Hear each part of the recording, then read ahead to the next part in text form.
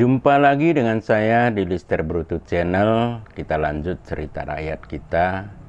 Kali ini berjudul Anak Perempuan Burung Puyuh. Judul aslinya Beru Leto.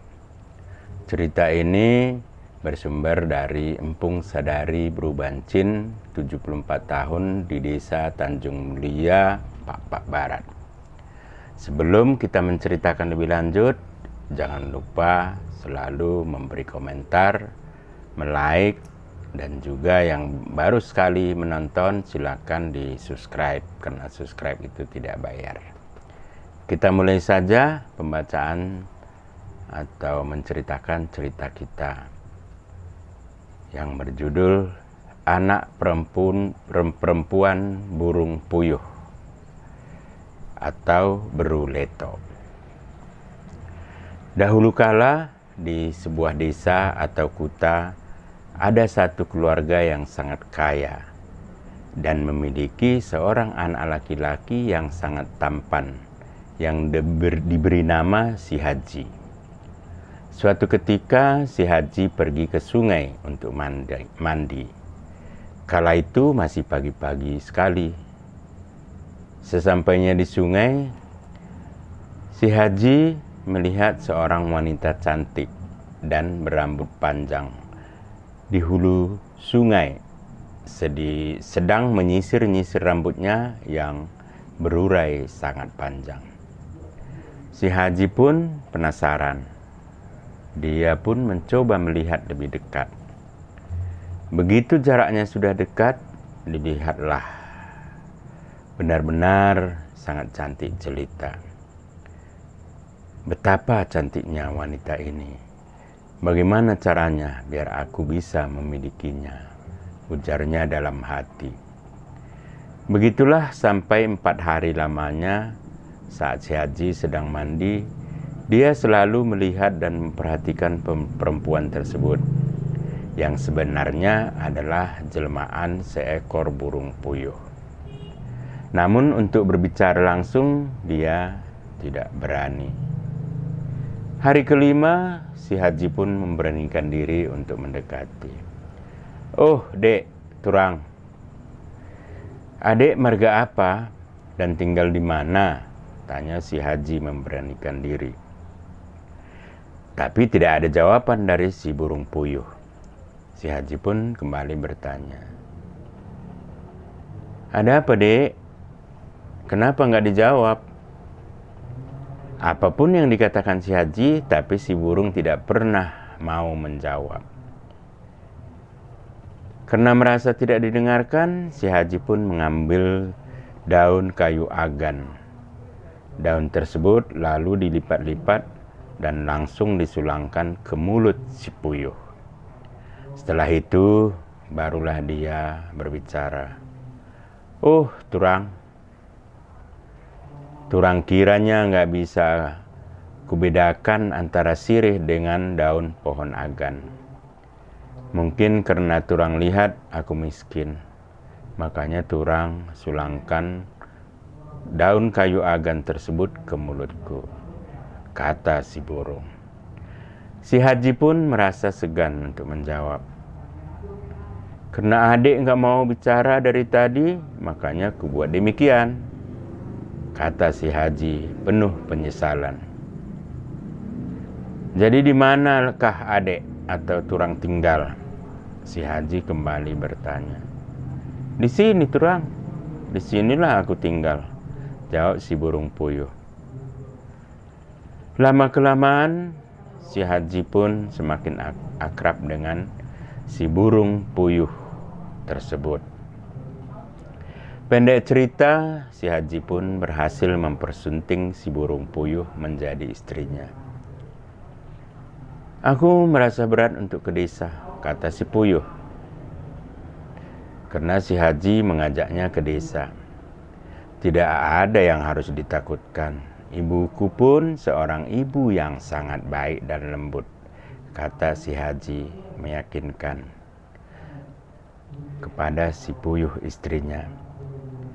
Setelah berbicara panjang lebar, akhirnya dia pun mau mengikuti suaminya ke desa. Sesampainya di desa, dibangunlah rumah dan segala keperluan untuk istri tercintanya. Karena keluarga si Haji adalah keluarga yang kaya di desa tersebut. Beberapa lama kemudian, lahirlah seorang putri yang sangat cantik dari hasil pernikahan si Haji dengan si Puyuh tersebut. Pendek cerita, anak mereka pun sudah dewasa dan sudah mendapatkan tambatan hatinya seorang lelaki yang sangat tampan dan kaya pula. Mereka pun memutuskan untuk mengikat hubungan mereka ke jenjang pernikahan. Setelah mereka menikah, anak perempuan mereka pun pergi untuk ikut dengan suaminya. Suatu ketika, si Puyuh pun merasa rindu akan anak perempuannya karena sudah sekian lama tidak berjumpa. Saking rindunya, dia pun memutuskan untuk mendatangi anak perempuannya tersebut. Sesampainya di rumah anaknya, si Puyuh pun hanya bisa terbang ke sana kemari. Ternyata suami anak perempuannya tersebut belum mengetahui hingga saat itu jika ibu dari istrinya adalah seekor burung puyuh. Lama-kelamaan, karena menantunya merasa terganggu dan heran melihat perilaku burung tersebut, dia pun mengambil sapu dan langsung memukulnya. Karena tepat mengenai burung tersebut, maka dia pun mati. Setelah kejadian tersebut, anaknya mengangkat ibunya dan pergi membawanya ke ladang. Sebenarnya selama ini dia tidak pernah diizinkan suaminya untuk pergi ke ladang karena mereka adalah orang kaya. Biar aku tidak ketahuan menangis, lebih baik ibu ini kubawa ke ladang, katanya dalam hati. Sesampainya di ladang, ditangisilah ibunya sambil bernyanyi atau menangis. Beruna, oh baku nekin ngonasib ni nang beruna, kasai taringan ko aku nangis. Bahasa Indonesianya kira-kira bagaimana nasib anakmu ini, ibu? Kenapa kau tinggalkan daku? Menjelang sore, putrinya itu pun selalu pulang ke desa. Sesampainya di desa, suaminya pun merasa heran karena melihat mata istrinya bengkak. Apa yang menyebabkan matamu bengkak? Tanya suaminya. Tidak apa-apa, tadi digigit tahun, jawab istrinya. Demikianlah setiap saat ketika suaminya pergi, dia pun kembali pergi ke ladang untuk menangisi ibunya sampai beberapa hari lamanya. Lama-kelamaan suaminya pun penasaran karena melihat mata istrinya setiap hari sembab dan membengkak. Sebenarnya apakah yang membuat mata istriku ini membengkak? Tanyanya dalam hati. Maka disusunlah suatu rencana. Begitu istrinya pergi, dia pun mengendap-endap mengikutinya dari belakang. Sesampainya di ladang, putrinya pun kembali mengambil ibunya tadi dan balik menangisinya. Selang beberapa lama, suaminya pun langsung menangkap burung tersebut. Ya, bagaimanalah jalan pikiranmu? Siapa pula manusia yang tidak mengakui orang tuanya? Jika kuketahui dari dulu, pasti beliau kuhormati dan kupersilakan masuk rumah kita. Tapi selama ini kau tidak pernah cerita apa-apa. Begini saja, kita sepakat, kita potonglah seekor lembu yang bagus dan kita masukkan ibu ini ke dalam jantung lembu tersebut.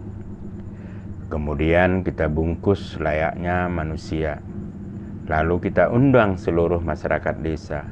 supaya ibu ini kita musiki atau genderangi, kata suaminya. Iya, itu ide yang sangat bagus, kata istrinya. Kita harus cepatnya mengadakan acara itu, jawab istrinya. Mereka pun mengundang seluruh masyarakat yang ada di desa. Lembu tadi pun digenderangi atau dimusiki 7 hari 7 malam lamanya. Semua orang yang ada di sana ikut serta menari-nari. Akhirnya si burung puyuh tadi pun hidup kembali, tetapi menjadi wujud manusia yang seutuhnya. Sejak saat tersebut, keluarga ini pun atau mereka ini pun menjadi keluarga yang bahagia selamanya. Demikianlah cerita singkat ini. Mudah-mudahan cerita ini bisa digunakan oleh para anak-anak didik, terutama anak-anak SD, sebagai muatan lokal, mungkin khususnya di Kabupaten Dairi dan di Kabupaten Papua Barat. Cerita ini bermakna bahwa kita jangan pernah malu jika memiliki orang tua, walaupun mereka memiliki kekurangan. Karena walau bagaimanapun keadaan bapak ibu kita, mereka tetap orang tua kita dan harus disayang dan dihormati. Jangan karena ada kekurangan tersebut, kita jadi malu mengakukan mereka kepada orang lain. Cintailah orang tua kita, walaupun bagaimanapun keadaan mereka. Demikian juga dengan mertua kita, harus menjadi anak menantu yang baik. Demikian saja, mudah-mudahan menarik dan para penonton saya tetap mengikuti cerita-cerita dan video-video saya berikutnya. Atas perhatian semuanya, saya ucapkan terima kasih banyak.